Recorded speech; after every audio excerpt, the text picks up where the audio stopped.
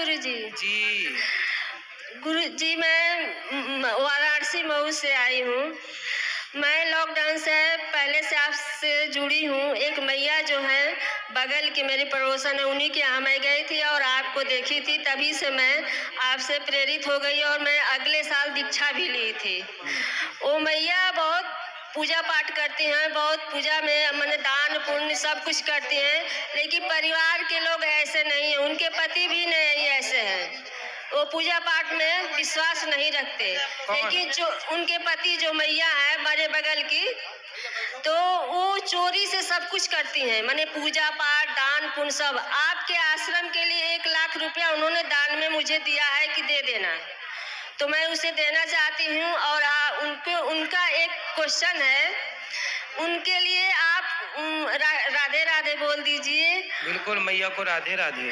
और वो उनका ये क्वेश्चन है कि मैंने सूर्य को जल देना है तो क्या डाल कर देना चाहिए?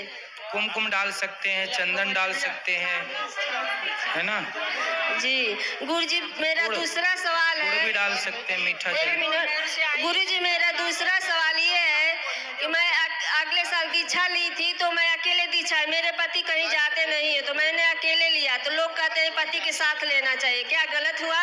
ना, पत्नी अकेले ले सकती है, पति भी अकेले ले सकता है, दोनों भी ले सकते हैं साथ में। जी गुरुजी, मेरा तीसरा सवाल ये है, मैं बहुत शुरू से मैंने शारीरिक कष्ट से जुड़ी हूँ, मतलब बहुत कष्ट पाया मैंने। इस धरती पे कोई ऐसा सुख नहीं पाया मनुष्य जीवन में, न मायके पक्ष से न ससुराल पक्ष से, किसी से भी नहीं।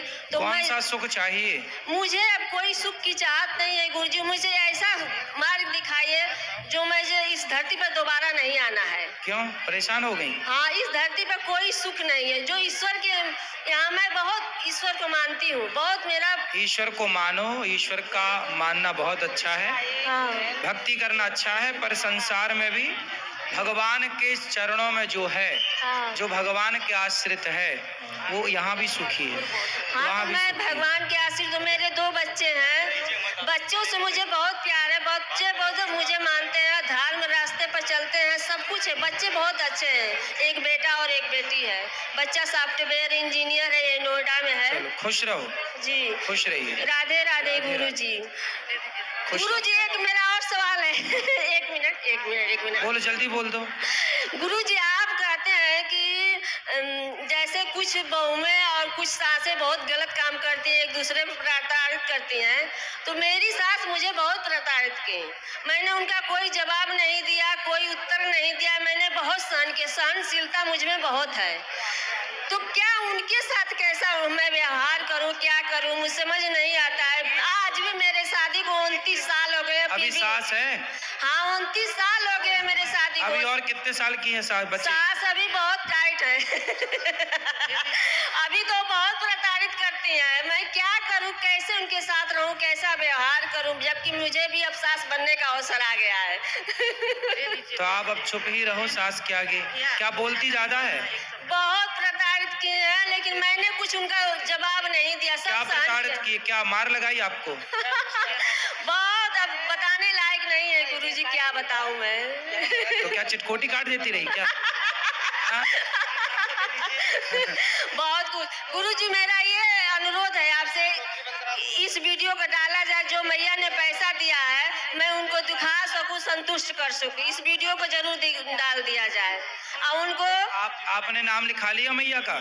हाँ, लिखवा देंगे, ऑनलाइन पेमेंट करना है। ठीक जी, ठीक है। और उनको राधे राधे बोल दीजिए। आपकी सास जरूर सुनेगी ये वीडियो। सुने, वो मुझे फर्क नहीं पड़ता गुरुजी। नहीं डरती हो? हाँ, क्योंकि शादी को 29 साल हो गए, अब डर खत्म हो गया। आदत हो गई है। जब पूजा पाठ करते हैं तो बहुत ज्यादा जमाई आने लगता है। जमाई? हाँ। जमाई के जमाई? जमाई, ऐसे मुंह जमाई आने लगता है। जमाई? हाँ। जमाई अलग है, जमाई अलग है।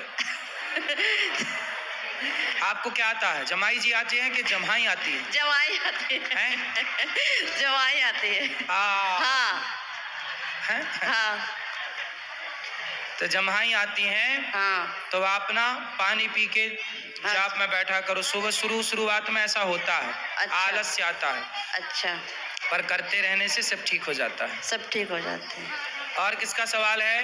वहाँ ले जाना पीछे भी, तो भैया बात करना चाहेंगे। और किसका सवाल? हाँ मैया आऊँगा, फिर पीछे ले जाना मैया के पास। गुरुजी जय श्रीमन नारायण। हाँ जी। गुरुजी, एक गुरु कितने प्रकार के मंत्र दे सकते हैं? एक गुरु कितने प्रकार के मंत्र दे सकते हैं?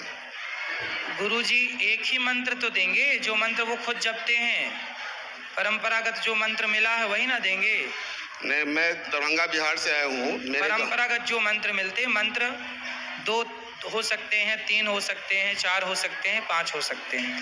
नहीं, परंपरागत। मेरे गांव में एक महाराज जी आए थे, मैं उनका नाम नहीं लेना चाहूँगा।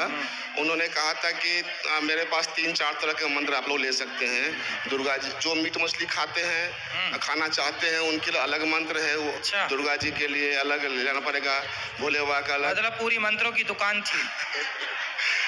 और जो वैष्णव मंत्र लेना चाहते हैं वो ठाकुर जी का ले सकते हैं।